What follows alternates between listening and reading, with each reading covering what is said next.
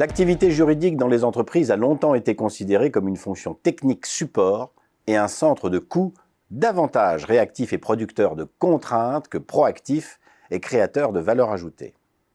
Avec l'inexorable judiciarisation de la vie économique et sociale, cette fonction est de plus en plus impliquée en amont des choix opérationnels, mais demeure rarement sollicitée pour participer activement aux décisions stratégiques, ce qui ne facilite pas non plus son accession aux fonctions de direction générale, tout du moins en France. Pourtant, de nombreux acteurs de la profession, dont les membres du cercle Montesquieu, militent en faveur d'une fonction juridique augmentée qui puisse à la fois assurer son rôle de gardien du temple, défenseur des intérêts de l'entreprise, et aussi celui de business partner censé contribuer activement au développement, à la stratégie et aux résultats de l'entreprise. Cette volonté d'élargir le champ d'influence d'une profession n'est pas réservée à la fonction juridique. Portée par les travaux de Dave Ulrich, la fonction RH a par exemple beaucoup œuvré pour sortir de l'ornière des fonctions support et être reconnue comme un véritable business partner. Avec la prudence qui s'impose, certaines propositions d'Ulrich peuvent être transposées à la fonction juridique.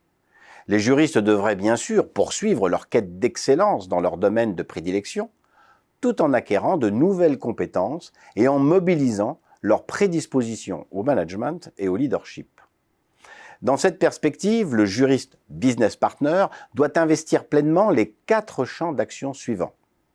Le premier est celui d'expert du droit maîtrisant les sujets auxquels il est généralement confronté.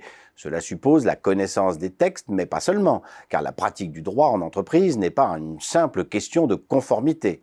C'est aussi et surtout une source non négligeable de création de valeur et un moyen efficace de contribuer à la réussite de l'entreprise. Le second est celui de manager, au service de la qualité de vie au travail et de l'efficacité collective, afin d'appréhender aussi finement que possible les facteurs sociaux, psychologiques et organisationnels qui permettent à l'équipe juridique de coopérer en surmontant les tensions et les conflits de manière harmonieuse. Le troisième est celui d'acteur du changement, capable de créer un climat social propice aux transformations, à la transversalité et à l'hybridation des fonctions en favorisant des méthodes de travail compatibles avec la culture de l'entreprise, en encourageant la communication horizontale, l'implication des acteurs dans les décisions et le développement personnel de ces derniers. Le quatrième et dernier champ d'action est celui de partenaire stratégique de l'exécutif, susceptible de contribuer activement à la définition et à l'atteinte des objectifs à moyen et long terme. Pour ce faire, il est notamment indispensable que les juristes comprennent le rôle et les enjeux des grandes fonctions de l'entreprise et assimilent la variété des défis stratégiques auxquels est confrontée l'entreprise. Si les directeurs juridiques sont généralement bien conscients de l'importance de développer ces 4 champs d'action tout au long de la vie professionnelle, l'efficacité de leur mise en œuvre est souvent bien plus subtile qu'on le voudrait.